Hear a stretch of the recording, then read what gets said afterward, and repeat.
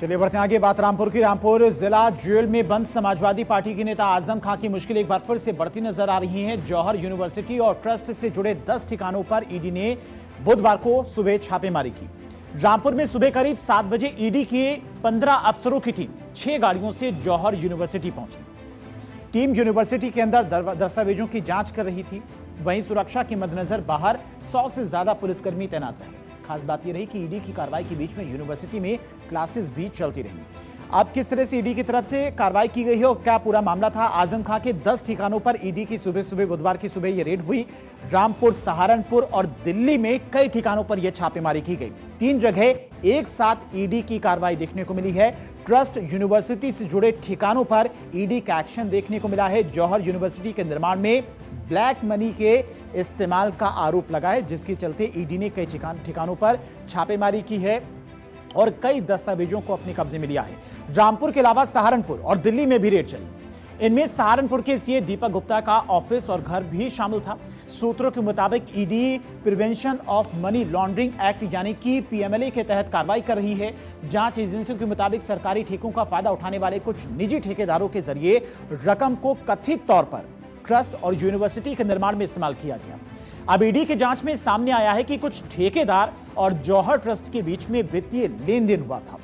Agency को शक है सरकारी कॉन्ट्रैक्ट्स हासिल करने के लिए रकम को अलग अलग जरियों से ट्रस्ट और यूनिवर्सिटी तक पहुंचाया गया था। किस तरह से आजम का यह पूरा कालाधन चल रहा था और सरकारी ठेकों से मिले पैसों को कथित तौर पर जौहर यूनिवर्सिटी तक पहुंचाया गया था, अलग अलग जरियों से इस बात का खुलासा हुआ है। इन पैसों को जौहर ट्रस्ट तक पहुंचाने का भी आरोप लगा है आजम खां पर। पैसे का इस्तेमाल यूनिवर्सिटी की संपत्तियां बनाने में हुआ है और दूसरे कामों में भी पैसे खर्च किए जाने का आरोप आजम खां पर लगा है, जिसके बाद ईडी की तरफ से यह कार्रवाई की गई है। इसके अलावा ईडी पैसों के पूरे लेन देन की भी जांच कर रही है। किसने किसने पैसे दिए, कहां से ये पैसे आए। जांच में कथित तौर पर बड़े डोनेशन और निर्माण कार्यों से जुड़े वित्तीय लेन देन भी सामने आए हैं। ईडी की टीम रामपुर और सहारनपुर और दिल्ली में 10 ठिकानों पर वित्तीय दस्तावेज, कॉन्ट्रैक्ट से जुड़े रिकॉर्ड और डिजिटल साक्ष्य खंगाल रही है। जांच एजेंसी ये पता लगाने की कोशिश कर रही है कि सरकारी फंड को किस तरीके से डाइवर्ट किया गया और बाद में उस रकम का इस्तेमाल कहां और कैसे किया गया। ईडी इस पूरे पैसे के लेन देन की कड़ियों को फिलहाल खंगाल रही है। रामपुर, सहारनपुर और दिल्ली में ईडी ने आजम के 10 ठिकानों पर कार्रवाई की। अब एक एक करके आपको बताते कि ईडी ने आजम खान के कौन से ठिकानों पर कार्रवाई की है, कहां पर छापेमारी की गई थी, कहां पर कार्रवाई हुई है, वो भी आपको बताते हैं। दरअसल मौलाना मोहम्मद अली जौहर ट्रस्ट की बात करें, यहां पर छापेमारी की गई और मोहम्मद अली जौहर यूनिवर्सिटी में भी छापेमारी हुई। सीए दीपक गुप्ता के ऑफिस और घर पर छापेमारी हुई, सहारनपुर में था।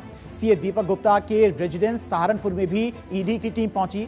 मेसर्स A&S इंटरप्राइजेज रामपुर में भी छापेमारी हुई। इसके अलावा अगर बात की जाए सैयद खालिद, जो कि पार्टनर हैं मेसर्स जौहर एसोसिएट्स के, इनके ठिकाने पर दिल्ली में रेड मारी गई। इसके अलावा मेसर्स CK एसोसिएट्स रामपुर, पवन कुमार जैन रामपुर, शाहीन खान एड्रेस रामपुर, यहां पर भी ईडी की तरफ से छापेमारी की गई और कई अहम दस्तावेज अपने कब्जे में लिए गए।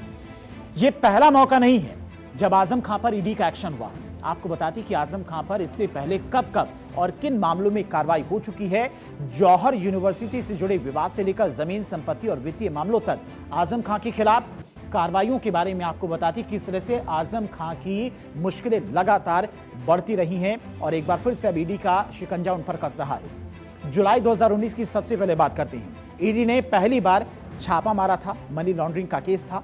यूनिवर्सिटी में सर्च ऑपरेशन चलाया गया था, दस्तावेज जब्त किए गए थे और उन्हीं दस्तावेजों से और भी कई ठिकानों के बारे में जानकारी हुई। बीजेपी नेता आकाश सक्सेना की तरफ से यह पहले शिकायत की गई थी और सरकारी ठेकों के पैसे को ट्रस्ट और यूनिवर्सिटी के निर्माण में लगाने का आरोप लगा था, जिसके चलते ईडी ने छापेमारी की थी।